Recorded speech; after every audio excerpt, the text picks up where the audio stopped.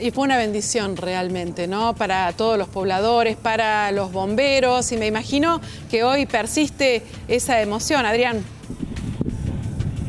Sí, la emoción y también el cansancio, porque los nervios, el sufrimiento, el pensar que a lo mejor tu casa se te puede quemar de un momento a otro, y bueno, después llega el momento de relajar, después de tanto esfuerzo, y a esta hora están todos los vecinos durmiendo porque están molidos, la verdad que están molidos porque llegó la lluvia, estuvieron los bomberos trabajando, pero después ellos siguieron hasta altas horas de la madrugada. Fíjate lo que es esto, está todo arrasado por el fuego, pero nos contaban los vecinos que la lluvia llegó, la primera pasando las 9:30 de la noche, después cayó una lluvia un poquito más fuerte, 10:30, 11, que terminó de aplacar y terminó de quemar todo lo que es paja brava, pero nos decían los vecinos que los troncos todavía seguían quemándose.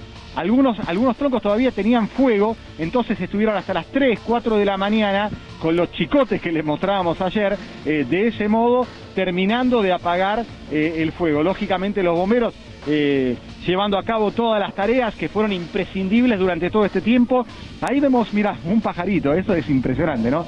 Qué maravilla. Un poco de vida en este monte nativo que lamentablemente quedó arrasado. Esta es una zona de mucho espinillo. Ayer en la zona de los cocos veíamos mucho molle, en este caso hay mucho espinillo, hay talas, y fíjate cómo está todo quemado acá y el contraste con la parte que no se quemó, con lo que queda de vegetación, con lo que queda de monte nativo, justo en la base del Cerro Las Gemelas. Esos dos montes que estamos viendo, esos dos cerros que estamos viendo ahí arriba, tan similares entre sí, son precisamente, es precisamente el Cerro Las Gemelas donde nos encontramos. Y del otro lado de todo esto que está quemado, una hilera de viviendas, una hilera de casas que está del otro lado de la calle, y fíjense cómo se salvó de casualidad, de milagro, dicen muchos.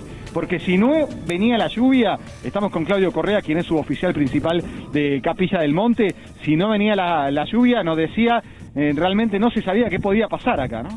Sí, la verdad que fue una noche muy muy complicada, pues si bien nosotros estamos acostumbrados a trabajar en lo que es incendio, ya cuando llega a la vivienda y uno tener que llegar y informar a la familia, quienes tienen hijos y demás que deben abandonar la casa, tener una situación agradable. Pero bueno, había que hacerlo, y después que era complicado saber cuál era la dirección que iba a tomar el incendio en sí, porque el viento variaba cada rato, y de a rato venía hacia un sector y de a rato hacia otro. Lo esperaban por un lado y aparecía por otro. Sí, porque esta zona varía mucho el viento, es una zona muy complicada. Más allá de la velocidad de propagación de que traía el incendio, de acuerdo a la cantidad de vegetal y el viento que había, que complicaba terriblemente la situación para nosotros como bomberos al momento de hacia dónde enviar los recursos. Al ver cómo llegó el fuego al borde de las casas, y lo que vos me estás planteando, la llegada del agua, de la lluvia, fue como el gol sobre la hora. No, creo que todos estuvimos rogando que llegara la lluvia, y llegó justo en un momento más preciso que no podía haber sido. La verdad que llegó justo, ¿no? Lo que recién les comentaba, que de acá a unas cuadras fue donde el día que cayeron los rayos, que empezó con el tema del incendio, fue donde la primera salida que tuvimos, fue el primer incendio que tuvimos ese día. Impresionante, impresionante. Y los rayos que hablábamos ayer, ¿no, Silvia? Que esto, todo comenzó por una desgracia, cuando estaban esperando la lluvia el fin de semana pasado, y llegaron los rayos, no la lluvia, sino los rayos que terminaron generando este incendio que recién se pudo apagar anoche. Estamos caminando un poquito por la calle que te mostraba recién, porque te decía, hay una hilera de viviendas que se salvaron de casualidad. Fíjate lo que es este algarrobo. Este algarrobo se prendió fuego por la mitad. Hay partes del algarrobo que fueron alcanzadas por las llamas. Está todo quemado del otro lado. Y acá hay una casa justo enfrente del algarrobo, y hablábamos hace un ratito con Fabián, el propietario de esta vivienda, y nos planteaba que si llegaba a agarrar todo el algarrobo, cualquier chispa que saltaba de acá se iba a estos espinillos, a esta vegetación que está al borde de la casa, y esto era directamente un desastre. 33 personas fueron evacuadas, nos lo decía recién el bombero, 33 personas fueron evacuadas de esta zona anoche. Fabián es una de ellas y hablábamos hace minutos con él. Y mira, fue una situación muy difícil, porque en un momento tuvimos que rajar todo, porque era incontrolable. Parecía que caía el fuego del cielo, las llamas y las chispas cruzaban la calle y bueno, se prendió todo enfrente. Fue, no sé, un desastre. Había mucho viento. Sí, el viento fue terrible, fue lo que lo trajo hasta acá. Y mirá, estaba a como a 3 kilómetros y en menos de media hora se apareció acá. Y después te digo que lo apagó el agua, porque justo fue en ese momento lo apagó el agua y cambió el viento. Y primero hubo una lluvia que medio la aplacó. ¿Qué significó para ustedes dejar las casas sin saber si iban a encontrar lo mismo al volver? Y nada, mucha angustia. Pero bueno, otra no quedaba, porque tenés que salvar tu vida en ese momento. Saqué a los animales, los perros, los llevé a otra casa y bueno, y tardé una hora y volví. Y en ese momento cuando volví estaba medio aplacado, pero bueno, se había prendido y cruzaba la calle la llama. Entonces se largó a llover otra vez. Y ahí como que se detuvo.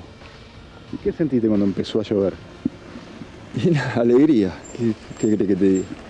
Mucha alegría. Tranquilo, ya tranquilo porque sabía que había pasado lo peor. Es eso, nada más. Porque el fin de semana pasado también se esperaba la lluvia y fueron apenas unos milímetros. Sí, pero ya estaba, viste, cuando está jugado, ya está. Yo cuando me tuve que ir ya había creído que ya la casa se me quemó. No la había prendido fuego, pero vendí todo el terreno a los costados, digamos. Entonces digo, bueno, ya se quemó, me fui. Ya está. Lo poco que tengo lo perdí. Y fue como, viste, volví a la hora y vi que no se había prendido acá. Si vos fijás, como que se cortó ahí, viste. Si seguía avanzando, pasaba y empezaban a prender las casas. Y listo. ¿Y volviste y viste que estaba todo entero? Y nada, alegría y ahí tratando de, como sea, de seguir apagándolo. Con los vecinos, todo hicimos lo posible, hasta las 3 de la mañana, 4 de la mañana apagándolo. Dormimos 2 horas y nos levantamos a las 6 y seguimos apagando. Después ya vinieron a hacer los bomberos la ceniza esa que... La guardia de ceniza. La guardia de ceniza. Claro, porque está a 10 pasos de... Sí, sí. Fíjate si ves el algarrobo, se prendió por la mitad. Y todo atrás del algarrobo se prendió. Se prendía el algarrobo y ya como que pasaba. Pasaba porque venían las chispas por arriba. Y el viento era terrible. ¿Y cuántas familias viven acá en la zona? No, acá es el final del pueblo. ¿Viste? Porque esto se llama Agua de los Palos y el Cerro de las Gemelas. ¿Cuántos vecinos tendrás acá? Que estaban en la misma que vos. No, acá, allá en la calle, allá adelante. Sí. Acá como la última calle y hay pocas casas. Esta es la última, de otra vecina allá, y la calle da la vuelta. La última calle del pueblo, porque allá es todo privado, viste, de la montaña. Y bueno, entonces como sabíamos que se prendía eso, no lo paraba nadie. Ni los bomberos, ni con el agua. Si no llovía, pasaba una tragedia. Es decir, se iban a quemar estas casas, en casa y todo lo de allá, porque el fuego avanzaba para allá y enseguida cruzaba las calles y allá hay 2 lomas más y hay otro barrio que se llama Valenti. Se extendía hasta ese barrio. Este es un punto periférico de la Gemela, al final de la Gemela, digamos. Bueno, por suerte está todo bien. Por suerte pasó.